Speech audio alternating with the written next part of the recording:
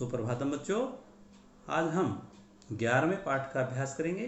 अभ्यास है प्रश्न नंबर 1, वचनानुसारम रिक्त स्थानानि पूरयत। वचनों के अनुसार हमें रिक्त स्थान भरने हैं। एक भर के दिखाया हुआ है, देखिए यथा माने जैसे मंदिरे मंदिरयोः मंदिरेषु। अब नीचे हमारे पास अवसरे एक वचन दिया हुआ है, तो द्विवचन में आएगा अवसरयोः और बहुवचन में आएगा अवसरेषु। अगला द्विवचन का दिया हुआ है सथलयोः, तो पहले आएगा सथले और आगे आएगा सथलेषु। तीसरा बहुवचन दिवसेषु दिया हुआ है, एक वचन में आएगा दिवसे और द्विवचन में आएगा दिवसयोः। उससे अगला एक वचन क्षेत्रे दिया हुआ है, द्विवचन में आएगा क्षेत्रयोः और बहुवचन में आएगा क्षेत्रेषु। द्विवचन का दिया हुआ है व्यजनयोः, तो एक वचन में आएगा व्यजने और बहुवचन में व्यजनेषु। उससे आगे बहुवचन का दिया हुआ है पुष्पेषु, एक वचन में आएगा पुष्पे और द्विवचन में आएगा पुष्पयोः। आगे चलिए प्रश्न नंबर 2।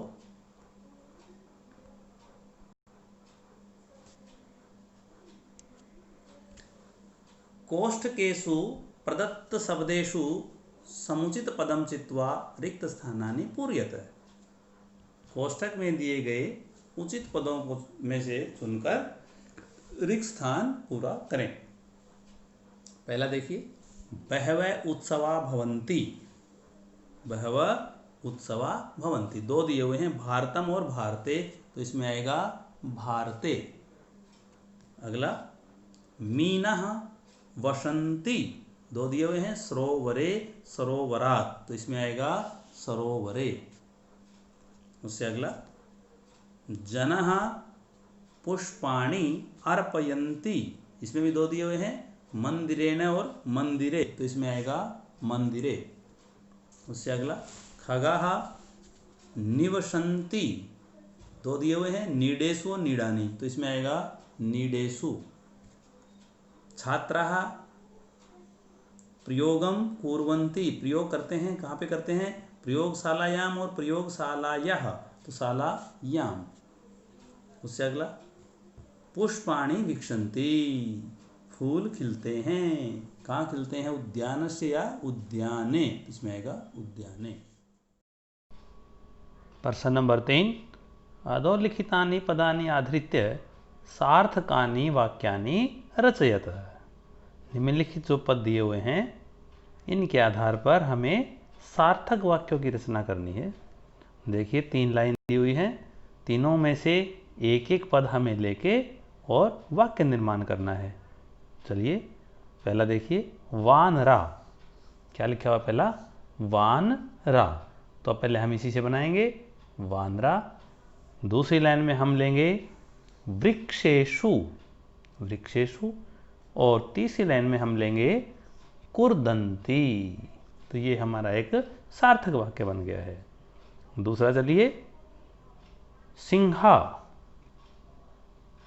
सिंहा, और दूसरी लाइन से लेंगे वनेषु, वनेषु, और गर्जन्ति, गर्जन्ति, ये हमारा दूसरा वाक्य बन गया है।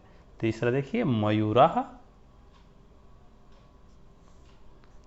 इसमें लेंगे उद्याने और इसमें नृत्यन्ति, ये हमारा तीसरा वाक्य बन गया। अगला देखिए, मत्स्याः, आगे जले और आगे तरन्ति, ये हमारा अगला वाक्य बन गया। उसके बाद अंतिम वाक्य बनाएंगे, खगाः आकाशे उत्पतन्ति। इस प्रकार ये हमारे 5 वाक्य बन गए हैं।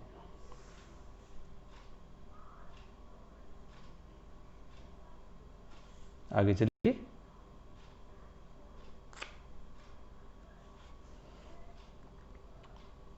प्रश्न नंबर 4, प्रश्नानाम उत्तराणि लिखत, हमें प्रश्नों के उत्तर लिखने हैं। पहला प्रश्न है जनाः पुष्पव्यजनानि कुत्र अर्पयन्ति। तो हम इसका उत्तर में लिखेंगे जनाः पुष्पव्यजनानि योग माया मंदिरे।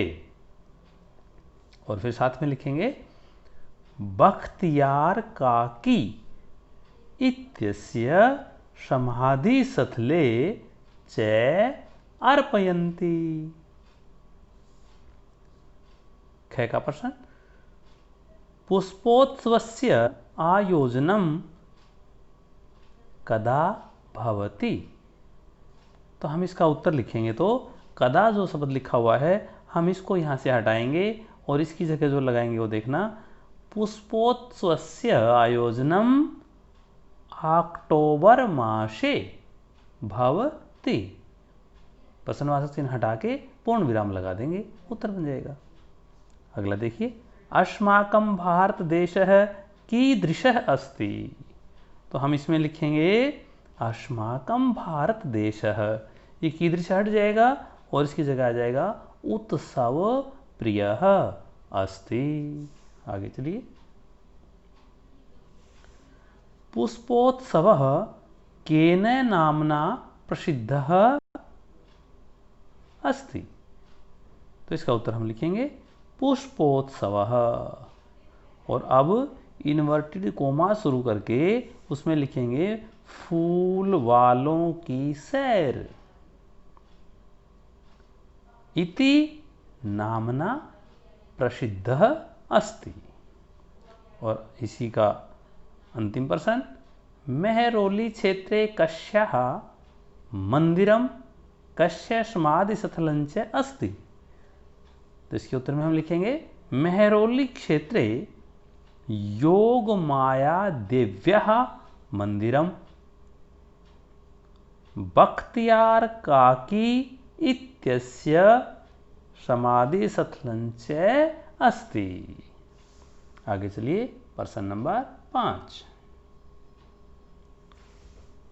कोष्ठकेषु दत्तेषु शब्देषु उचितां विभक्तिं प्रयुज्य वाक्यानि पूरयत।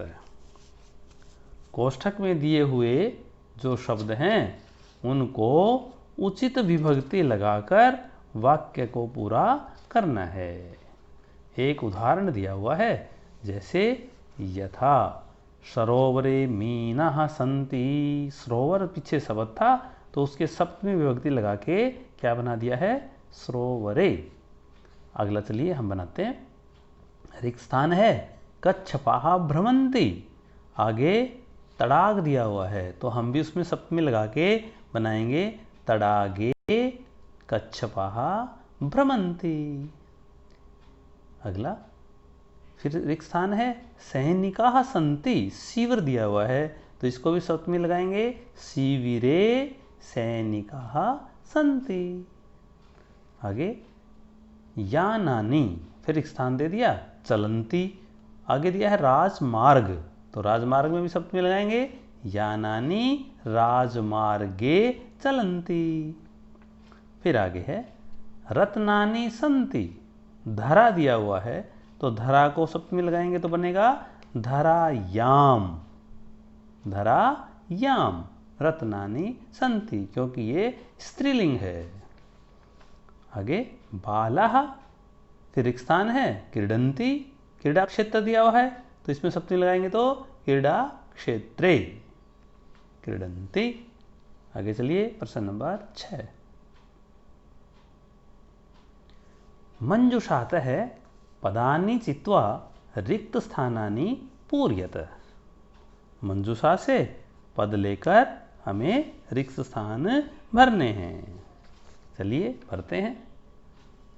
पहला देखिए वयम फिर रिक्त स्थान है पठामा।